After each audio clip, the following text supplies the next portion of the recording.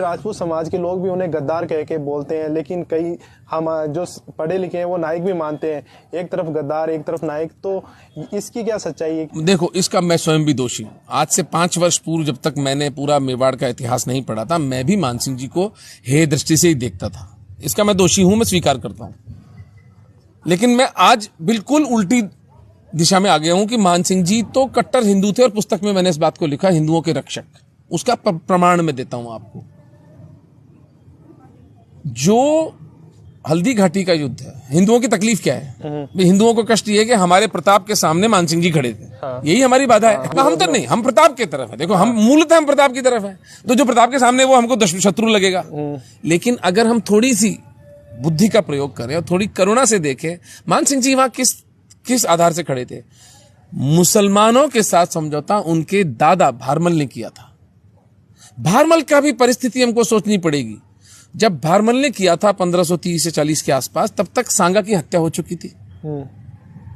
जब सांगा जीवित थे तो इसी जयपुर के पृथ्वीराज कछावा ने उनके साथ खानवा का युद्ध लड़ा था मुसलमानों के विरोध में। पृथ्वीराज कछावा की हत्या हुई। राजपूत कॉन्फेडरेशन सांगा की हत्या के बाद छिन्न भिन्न हो गया। मेवाड़ के राजघराने में गृहयुद्ध छिड़ गया। वो विक्रमादित्य और वो जो राजा थे वहां पर, वो छोटे छोटे बिल्कुल, महारानी कर्मावती जो सांगा की विधवा थी, उनका मोह था इतना अंधा अपने बच्चों में, वो सारा वहां पर अराजकता चली। फिर वो उदय सिंह जी वो बचा के निकलती है पन्ना धाय, वो एक बड़ा लंबा, उस वक्त मुसलमानों से पंगा लेना ही तो किसी को सूझ ही नहीं रहा था। दूसरा साका हुआ जिसमें 35,000 हमारे राजपूत मारे गए। 20,000 स्त्रियां कर्मावती के नेतृत्व में जौहर करती हैं जब बहादुर शाह गुजरात का हमला करता है उनके ऊपर। तो हमारा वो जो कालखंड है सांगा की हत्या के बाद, तो राजपूत कॉन्फेडरेशन पूरा तहस नहस हो चुका था। कि राजा मान सिंह जी है, तो उन्हें अभी हमारे राजपूत समाज के लोग भी उन्हें गद्दार कह के बोलते हैं, लेकिन कई हम जो पढ़े लिखे हैं वो नायक भी मानते हैं। एक तरफ गद्दार, एक तरफ नायक, तो इसकी क्या सच्चाई है? देखो, इसका मैं स्वयं भी दोषी हूं। आज से 5 वर्ष पूर्व जब तक मैंने पूरा मेवाड़ का इतिहास नहीं पढ़ा था, मैं भी मान सिंह जी को हेय दृष्टि से ही देखता था। इसका मैं दोषी हूं, मैं स्वीकार करता हूं। लेकिन मैं आज बिल्कुल उल्टी दिशा में आ गया हूं कि मान सिंह जी तो कट्टर हिंदू थे, और पुस्तक में मैंने इस बात को लिखा, हिंदुओं के रक्षक। उसका प्रमाण मैं देता हूं आपको। जो हल्दी घाटी का युद्ध है, हिंदुओं की तकलीफ क्या है? हिंदुओं को कष्ट ये है कि हमारे प्रताप के सामने मान सिंह जी खड़े थे। यही हमारी बाधा है। हम तो नहीं, हम प्रताप की तरफ है। देखो, हम मूलतः हम प्रताप की तरफ है, तो जो प्रताप के सामने वो हमको शत्रु लगेगा।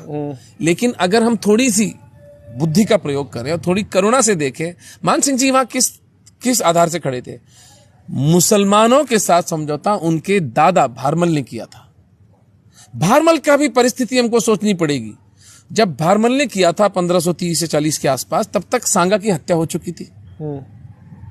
जब सांगा जीवित थे तो इसी जयपुर के पृथ्वीराज कछावा ने उनके साथ खानवा का युद्ध लड़ा था मुसलमानों के विरोध में।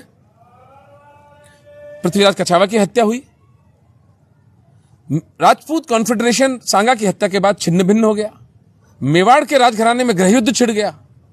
वो विक्रमादित्य और वो जो राजा थे वहां पर, वो छोटे छोटे बिल्कुल, महारानी कर्मावती जो सांगा की विधवा थी, उनका मोह था इतना अंधा अपने बच्चों में, वो सारा वहां पर अराजकता चली।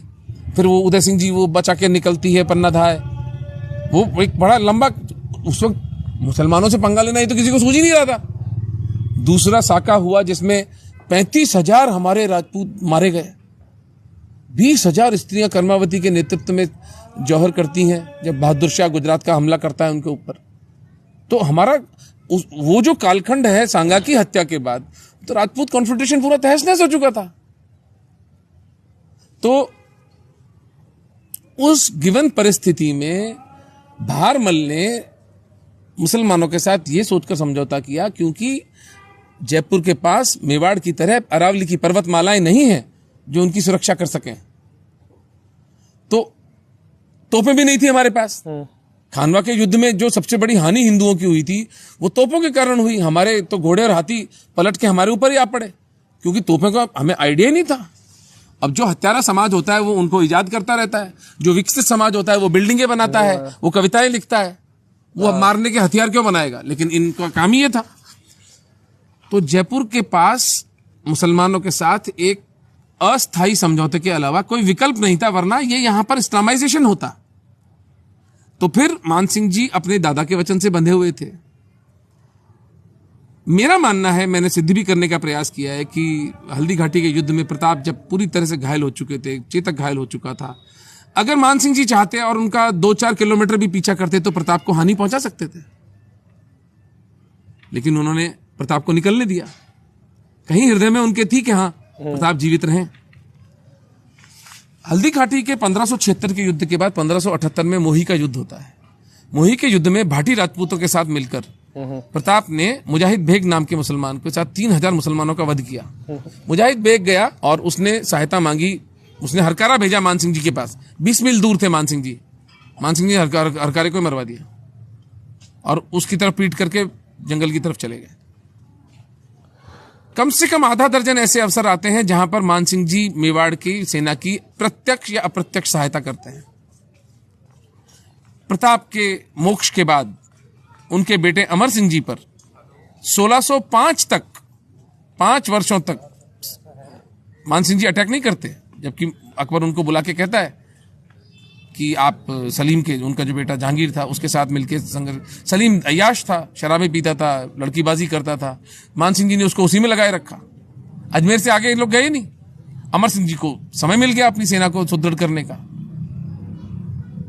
जितने घाट मान सिंह जी ने बनाए बनारस के अंदर, जितने मंदिर बनाए, वो कम उपकार है? कहीं भी मुगल सेना को, हिंदू गांवों को, हिंदू प्रजा को परेशान नहीं होने दिया। और मास्टर स्ट्रोक मान सिंह जी का अफगानिस्तान जाकर मुगलों को और अफगानों को लड़वाना। आप सोच नहीं सकते, अगर अफगान यहां आ जाते और मुगलों के साथ संधि कर लेते, इस देश का इस्लामाइजेशन नहीं रुकता था भैया। रोक ही नहीं सकता भाई। तो बड़ी बड़ी ताकतें उनको आपस में लड़वाया। मान सिंह जी केवल सेना नायक थे, 1000 कछावा राजपूत गए थे, बाकी सब मुगल सेना थी। मारो साले एक दूसरे को। तो मान सिंह जी का तो उपकार मानना पड़ेगा हिंदू समाज को कि उन्होंने बहुत कठिन परिस्थितियों में, बहुत विषम परिस्थितियों में हिंदू धर्म की रक्षा की। और प्रताप के प्रति, मेवाड़ के प्रति उनके हृदय में प्रेम था।